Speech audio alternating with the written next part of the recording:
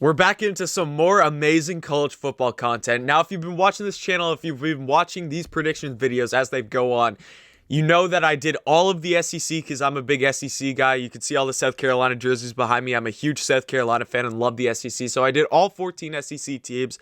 And then I got into, after that, I want to continue doing these videos because I love doing these videos. And it seems like you guys love watching these videos. So, of course, I'm going to do more. I've done Oklahoma already, which is been the best one out of all of them, 10,000 plus views. It's got like 700 something likes on that. I've done Texas, and I think it's a pretty fair statement to say that Ohio State is definitely deserving of one of these videos because they are one of the better programs in all of college football, obviously making the national championship last year. So this is going to be a really, really fun video because this is the juggernaut in the Big Ten. And guys, Ohio State fans or anyone watching this video, do me a huge favor and do yourself a huge favor.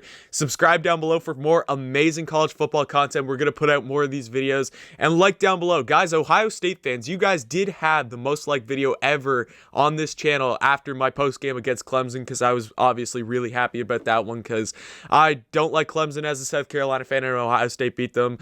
Ohio State fans made that the most liked video on this channel, but Oklahoma just took that over. So Ohio State fans, take that back over. We need 800 plus likes on this video. So if you're an Ohio State fan watching this, definitely smash that like button right now. But let's get into the kind of the format of what we do in these videos. So what we do in these videos is we break down how Ohio State did last year. Then we go into looking at Ohio State's schedule in 2021. We go into some key losses for Ohio State going into this season. We look at the position. We look at the offense and defense, and we look at some of the key players. We look at their recruiting class from this season, and I think it's a pretty fair statement to say that we should also take a quick peek into the 2022 recruiting class because holy crap, Ohio State is killing it in the recruiting game right now. I don't understand how or why. How much money are you putting in your McDonald's bags for your kids? I'm joking. That's a Tennessee joke. Obviously, you guys don't do Tennessee. I hate Tennessee. That's why I'm making fun of them. And then finally, finishing up, we go into wins, toss-ups, and losses, the most exciting part of the video where I break down each and every game and put them into categories. Which games do I think should be wins for Ohio State? Which games do I think will be toss-ups? And which games do I think will be losses for Ohio State? So we got an absolutely packed slate today. Sit back, relax, and enjoy this video because it's going to be a good one. Let's talk about how Ohio State did last year because it's a tale of going undefeated, but again, people thinking that you're not deserving of being in the playoffs because the Big Ten did start later than other conferences such as the ACC, the Big 12, and the SEC due to COVID and everything. They only played 6 games, and Ohio State did have some games canceled along the road, or they were supposed to play 6 games. I can't even remember how many games Ohio State finished up with because I know that the Michigan game got canceled.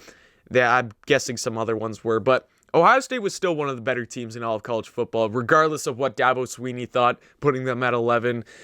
Insane that he did that. But obviously, Ohio State goes on. They beat some big teams like I think Penn State and Indiana were their 2 big wins of the season, going on to the Big Ten championship where, I'm going to be honest, I think Ohio State fans will be very honest too. That game against Northwestern, not the greatest showing at all. Now, Ohio State does come out with a big win there. They go undefeated for the regular season, and they make the playoff, going in and facing up Clemson, who so many people wrote off Clemson as a win in that game. I can't remember when I did my pick for that game. I think I picked Clemson. Obviously I cheered for Ohio State, but I think I picked Clemson just because I didn't want to seem biased. But I was through the moon watching that game. That was the most exciting college football game I watched all season because it was just so much fun to watch Justin Fields and that receiver core and the running backs for Ohio State just absolutely light up that Clemson defense. One of the most fun games I've ever watched. It wasn't even a close game. Ohio State killed them the whole way, but I had an absolute blast watching that game. Amazing game there for Ohio State. Going into the national championship against Alabama, who's obviously the best team in all of college football, and they go on to win the national championship. Ohio State didn't start out that game bad. That game was close early on in that game. Justin Fields put together a nice drive early on to get that to a tie ball game, but Alabama's offense was just way too much for Ohio State's secondary to handle, and I think that's what really won them that game. It wasn't really close. Towards the end of the game, Alabama kind of ran away with it, but all in all, making the national championship, yes, of course you'd like to win the national championship. I think that's what everyone's goal is, but making it to the national championship, can't complain with that. making it to the playoff, you can't complain with that. I know that that's kind of the expectation for Ohio State football, but teams like, especially my Gamecocks, I would be absolutely through the moon when we do make the playoffs, because I'm telling you that's coming up soon. Shane Beamer's going to turn around this program. But Ohio State, they had a good, successful season last year. Now, we'll get down into this a bit later, but the losses, there are some big ones for this Ohio State team, and I'm pretty sure you as Ohio State fans know what you're losing going into next season. But let's take a look at this 2021 schedule. I'll pull that up on the screen right now, because you go back to a full slate of games. You got 12 games now, and you got your out-of-conference opponents. So starting off, of course, you missed a big one last year, which I think Ohio State fans are pretty thankful that they missed that game, although I still would have think that Ohio State would have won that game easily. But enough about last season. Let's break down first game of the season, September 2nd. Yes, that is on a Thursday. That is not on a Saturday. You go to TCF Bank Stadium in Minnesota to take on the Minnesota Golden Gophers. Then you come back home, your first home game of the season on September 11th against the Oregon Ducks, who was your big out-of-conference opponent last year, who you were supposed to play. You were supposed to travel all the way to Autzen Stadium in Oregon, but then COVID ruined that, and no out-of-conference opponents allowed for the Big Ten. Then you stay at home for 2 more games. On the 18th, you take on Tulsa, and then on the 25th, you take on the Akron Zips. Then you go on a 2-game road trip. First off, on October the 2nd, you take on the Ruckert Scarlet Knights, and then on the 9th, you take on the Indiana Hoosiers, and then on the 16th, you got your bye. 23rd, you're back home against Maryland. October 30th, you're still at home against Penn State. Then you travel to Lincoln, Nebraska to take on the Nebraska Cornhuskers on the November the 6th. Then on November the 13th, you take on the Purdue Boilermakers at home. You got Michigan State at home the following Saturday on the 20th. And you finish up with your big rivalry game against Michigan in Ann Arbor on the 27th. And then I throw this in for all the teams, but I think that this is obvious that why it should be thrown in here for Ohio State, because when was the last time this team didn't even make the Big Ten championship? It feels like forever, but I have the Ohio State Buckeyes. Or I use this for every team. I put that in there. The Big Ten championship is on December the 4th. Obviously, that's going to be a big date that Ohio State's going to want to have circled on their schedules going into next season, because it's a realistic goal. Like every single season, it seems like Ohio State is in the Big 10 championship. Big 12, Big 10, same thing. Same old, Big 10's better, whatever. Let's get into the losses that Ohio State had in this season, because there was a ton. There was a ton, especially offensive side of the ball. Defense, yes, you lose some big guys, but you're losing some really, really key players in this offense this season. Looking at the biggest guy, Justin Fields, obviously. I don't understand how his draft stock is dropping right now. Ohio State fans, I'm guessing you feel the same way. It's insane that people are taking Trey Lance and all these other guys, Mac Jones, over Justin Fields. In my most recent mock draft, I actually put Lance above Fields, but that wasn't because I thought that Lance was better. I just based that off of what everyone's talking about right now. I did the draft board off of where I think things are going to lean, and it honestly does look like things are leaning towards Trey Lance or Mac Jones going to the 49ers over Justin Fields right now. Absolutely insane, but Justin Fields at the quarterback position is going to be a huge loss. Wyatt Davis and Josh Myers off the offensive line is going to be a huge loss as well. Trey Sermon at the running back position, unbelievable what he was able to put up towards the end of the season. I think, was it the Northwestern game that he had like 300 plus rushing yards? Insane there. He was an amazing running back. Luke Farrell at the tight end position. And then you look at the defense. Tommy Tugai, losing him, Sean Wade, Justin Hilliard, Jonathan Cooper, Baring Browning, Tuff Borland, and then Peter Werner. Losing all those guys on your defense.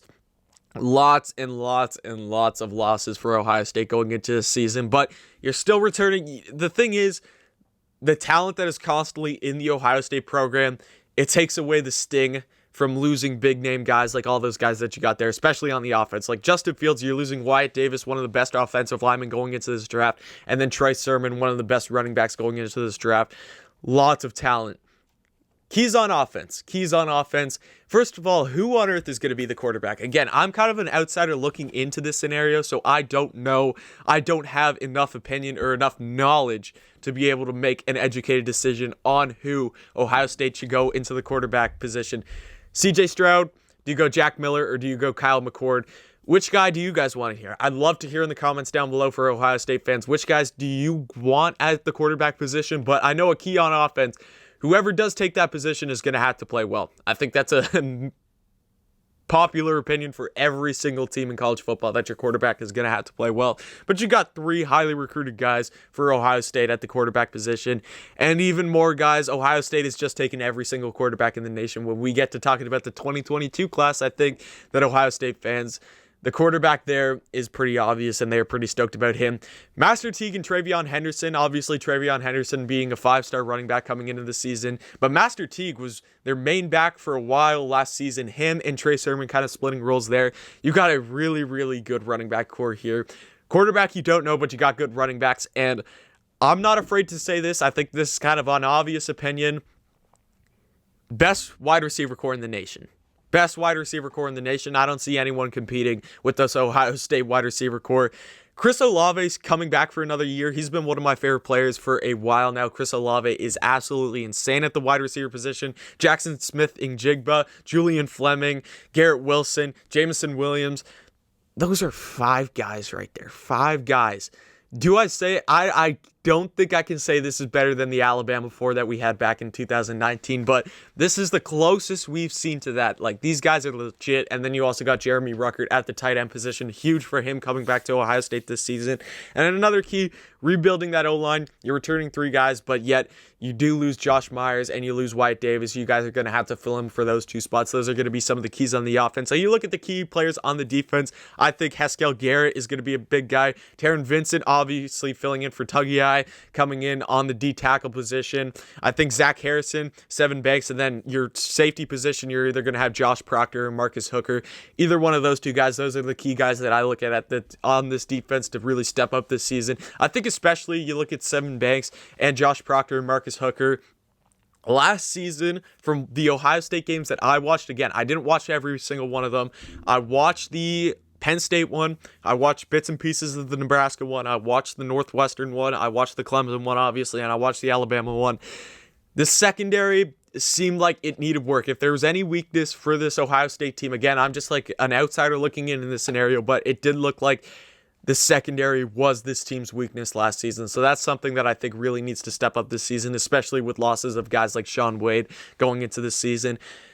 Breaking down the recruiting class for Ohio State this season. Second best in the nation, 5 5-stars, 13 4-stars. Save some for the rest of us, Ohio State, because this is absolutely insane. You look at some of the best players that they got from here. Obviously, Jack Sawyer on the DN. You got another wide receiver just add another 5-star receiver to here. Emeka Egbuka might have mispronounced that. If I did, I apologize. Best wide receiver in the nation, 9th best player in the nation, and 2nd best in his state. Donovan Jackson, offensive guard, 5-star. I already talked about him. TreVeyon Henderson, running back, 5-star. Kyle McCord, I already talked about him, 5-star. And why not? Let's take a peek into the 2022 class, because Ohio State does have the number 1 class in the nation right now in 2022. 4 5-stars already, and Quinn Ewers, 1.000 rating on 24/7. I think that's the 5th or 6th player ever to have that. I know Jadeveon Clowney had that. I know Vince Young had that. I know who else was there. The player on Ole Miss, I don't know how to pronounce his name. He was up there. I can't remember anyone else. But Jadeveon Clowney, still the number 1 overall recruit of all time. I take immense pride in that. Go Gamecocks. But Ohio State is just killing the recruiting game. And of course, they have to have another 5-star wide receiver, Caleb Burton, in here. Wide receiver position for Ohio State is going to be the best for a long time. Wins, losses, and toss-ups. Let's get into that, because that is the most exciting part of the video, and the part of the video that you're either going to love me or hate me. Because this part of the video is where I break down each and every game, and whether, say, it's a win for Ohio State, which means if you look at the percentages at the bottom, those do mean something. A win is where I have 75% plus win confidence in Ohio State being able to win that game. Then toss-up is anywhere from 74 to 26, and then losses is anywhere from 25 to 0. Now, I think that Ohio State fans are going to be happy that they have nothing in the losses, but I think the toss-ups is where it's going to be a bit shady and a bit where I'm going to get people in the comments saying you are insane. Now, let's be honest straight off the bat. I don't think Ohio State is going to be the underdogs in any of these games. They're going to be favored in each and every single one of these games, especially preseason. As the season gets into it, and if Ohio State really kicks the bucket and isn't playing well, yes, obviously they could be underdogs, but at the beginning of the season, you are not going to see Ohio State be underdogs in any single one of these games. So let's go into the wins. Minnesota, first game of the season. Yes, you travel to Minnesota on a Thursday. I still think that should be a win. They are losing some guys this year. That is going to be huge for Minnesota. You look at Rashad Bateman. I don't think that Minnesota is going to be the team that they were a couple years ago, so I do think that should be an easy win for Ohio State. You look at Tulsa, you look at Akron. Obviously, 2 Group of 5 teams should win there. Rutgers, yes, they did have good spurts last season. It might be a bit of a challenging game. You go to Rutgers, I still think that should be an easy win for Ohio State. Maryland, Penn State. Penn State's one that, again, I was thinking it feels weird to write Penn State off as an automatic win for Ohio State, but the games in Ohio State, Penn State had a terrible season last year, and I don't think that they're making any huge progress going into this season that is going to make me put them in that toss-up category, so I'm putting Penn State in the wins. Nebraska is growing as a team. They did play them decent last year, but I still think Ohio State should be able to beat them. Purdue, I think, is a win. Michigan State is a win, and it was hard for me to put Michigan in the win category, but let's be honest. It's the only reason I wanted to put them in the toss-up is because it's a rivalry game, and you do travel to Michigan, which can never be easy. But this Michigan team isn't ready to compete with Ohio State yet. You look at how Michigan did last year. Michigan just is not ready to compete with Ohio State yet. I have no problem coming up here and saying that. So I have that as an automatic win for the Ohio State Buckeyes going into the toss-ups, because I think Oregon is a fair statement to say that game could be a toss-up, because you're going against a Pac-12 opponent that you're not used to playing. You haven't played this team in forever. I can't even remember. I think Oregon, Ohio State National Championship 2014 was probably the last time that these two teams matched up, but Oregon's always a good program. You can never underestimate them. Again, I don't know the most about Oregon, but I still think that's going to be a game. Like, I have probably, I'd say 70% win confidence in Ohio State being able to go out and beat Oregon, especially that you get this game at home. If this game was in Oregon, a bit of a different scenario, but I think that Ohio State should be able to beat Oregon. But I want to write it off as a win right now? No, so that's why I do have Oregon being a toss-up game. And then Indiana. You travel to Indiana, and Indiana constantly is proving that they are an underrated team. I'm pretty sure Michael Penix Jr. is coming back this season, which is actually absolutely huge for Indiana. And Indiana, like, you get them at home in Indiana. I think you guys only lost to them by, 7 last year? I might be getting the Rutgers and Indiana game mixed up, but I'm pretty sure Indiana played Ohio State pretty close in that game. So I don't want to write that game off as a win. Again, I'm probably going to go that game with 70% win confidence for Ohio State winning that game. And then I just don't want to write it off as a win right now.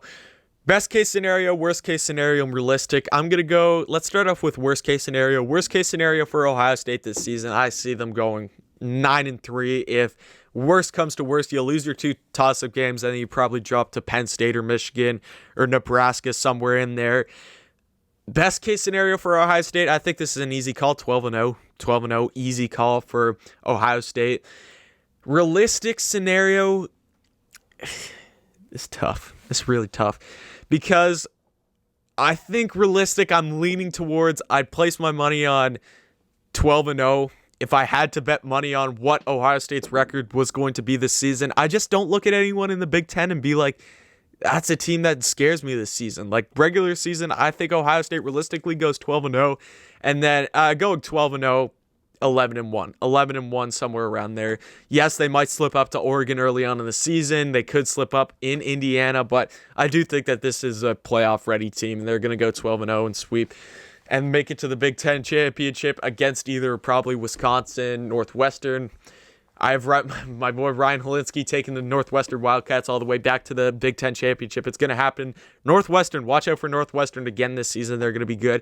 Wisconsin, Northwestern, Iowa, maybe. I don't think Iowa should be that big of a concern. And maybe Nebraska. Maybe Nebraska steps up and fills in for that spot. But that is my video for today, guys. Thank you so much for tuning in. I appreciate it. If you want more college football content, definitely hit that sub button down below. Like the video. Comment down below. Subscribe. Thank you for watching. And definitely come back next time.